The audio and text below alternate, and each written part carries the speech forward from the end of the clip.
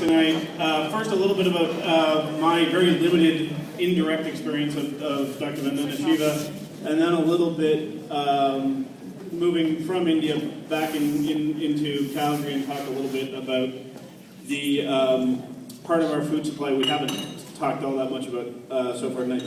To begin with, as I said, it's a very indirect kind of thing. My wife studied international rural development in the mid-90s at the University of Guelph, and this was just as Vandana Shiva was becoming sort of the rising rock star of that world, one of them anyway. And there was someone at her in her master's program who actually, through the auspices of the Shastri Indo-Canadian Institute here at the University of Calgary, and good on them, had sent this colleague of hers over to India to work with Vandana Shiva. And at that point in my life, I don't think I'd probably given much thought to anything about the food supply other than, I'm hungry, I gotta go get some. Really, I mean, I did not grow up eating organic food. My parents did have a garden, so there was that at least. And really, although found what I heard about Vandana Shiva very interesting, didn't really have any direct connection to it. And a couple of years later, wound up going to live in India for a year. Again, following my wife's coattails, she was on a scholarship there, not to work with Vandana Shiva. But the turning point for me did happen in India, and it happened in the market stalls there. And I started with, taste and eventually came to ethics. I remember the first time we came back from the market with a bag of carrots. And, you wash out the carrot, you cut it, you take a bite. And at that moment, I decided every carrot I had had to that point in my life was a fraud compared to the actual taste of a carrot that had not yet been subsumed into the global agribusiness system. This was a beautiful, flavorful. It tasted like, when you have like a jelly bean that's supposed to be grape flavored and it kind of approximates vaguely that grape memory in your head. All the carrots I'd been eating at that point in my life, just about other than the ones in my dad's garden years before, tasted like that kind of fake jelly bean taste. And this was my experience again and again and again in India. Mangoes are in season, there's mangoes in every corner, and they're unbelievably good. And you buy a kilo of them thinking that'll last you a week, and you're back at the guy's stall 2 hours later saying, give me more mangoes. And then they're gone after, a couple of weeks, and that's the end of mangoes. And then something else is there, and then something else. And so this was where I began kind of coming around to being the kind of person who tries to shop organic and local and go to farmers markets, mainly still selfishly because the food just tastes better.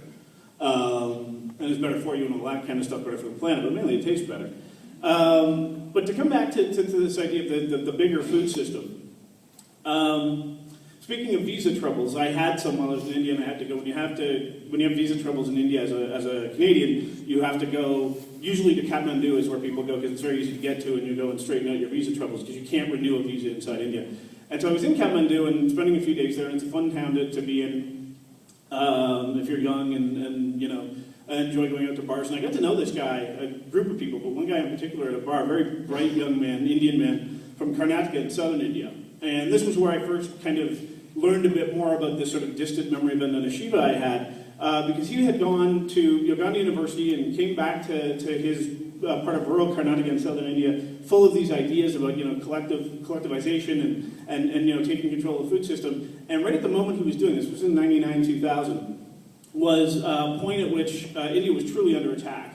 The food system of India was truly under attack, and we heard earlier the idea that these enormous businesses were coming to India and urging farmers to adopt their ways, and that's a very nice way to say it. What they were doing, as far as this young man reported, is going village to village. The company he named most often was Monsanto, and giving away the seeds the first year, very much like a drug dealer does. The first one's free, and now you're hooked. You're stuck in the system. You can't get out of it because that's you've given away the seeds you had in exchange for these ones that do for that first year grow much better, but need these petrochemical inputs the next time around.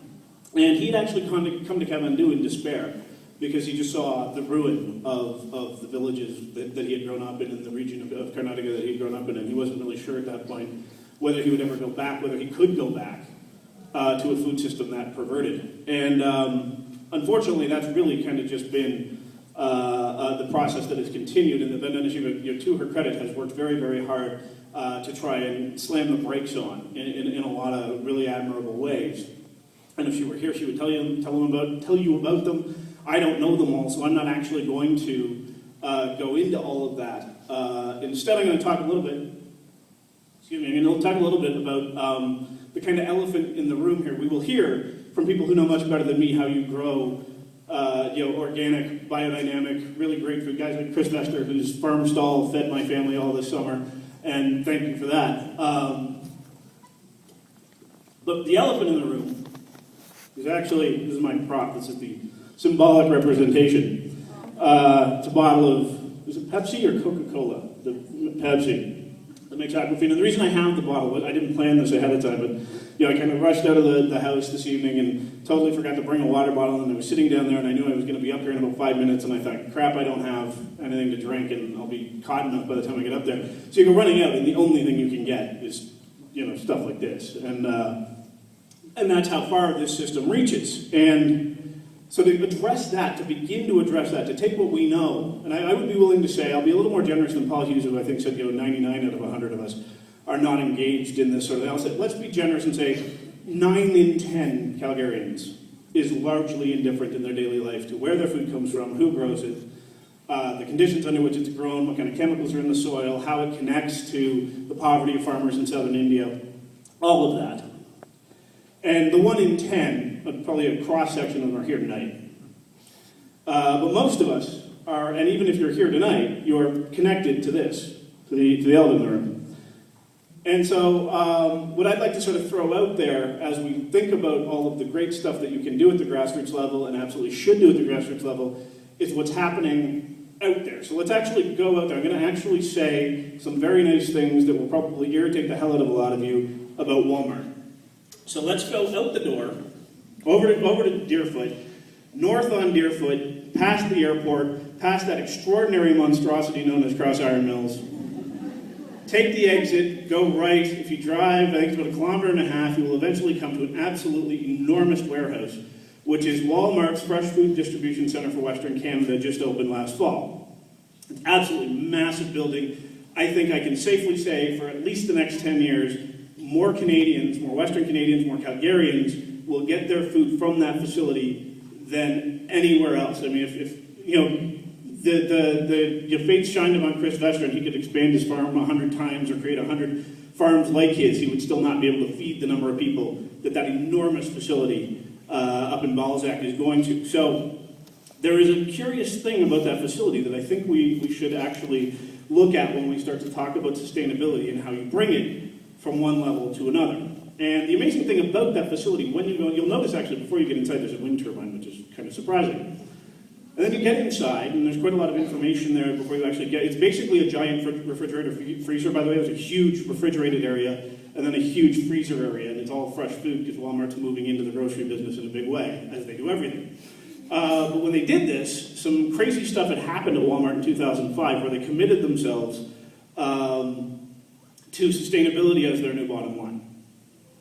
And that is a very, very easy thing to scoff at. And if you've still got some tension in you that wasn't, go ahead and scoff at, ha, Walmart is committed to sustainability as their new, and there was 3 things in that new bottom line. They would get all their power from renewable energy, they would be zero waste, and they would in time only sell sustainably sourced, sustainably sold, ultimate zero impact or something like that. Can't remember how it's phrased, goods of all sorts. Very easy to scoff at. This is, what did they, and then what did they do? They changed the light bulbs in the big box parking lot and quit, right? Very easy to scoff at, as I said. But this is the thing. That is where the vast majority of us, places like that, where the vast majority of us get our food. And Walmart committing to sustainability shows the power of that idea. It's more important than a particular campaign to get bottled water off our shelves or get more urban farming, which I think is a great idea, but the thing about sustainability is it's more powerful than that because it suddenly, if you actually do fully embrace it, forces you to do things you can't imagine you would do. And this is what happened to Walmart. They had no idea what they were getting into. They just knew that they couldn't keep doing things the way they were doing, and so this looked like it had to be the way things would go. And initially they did a bunch of efficiency stuff around their trucking fleet. They started looking at what they quickly found, among other things, is that there was no commonly acceptable industry-wide metric for what sustainability meant. And so one of the things they've spent the last 5 years doing, and this is absolutely admirable, is doing the work governments should have been doing.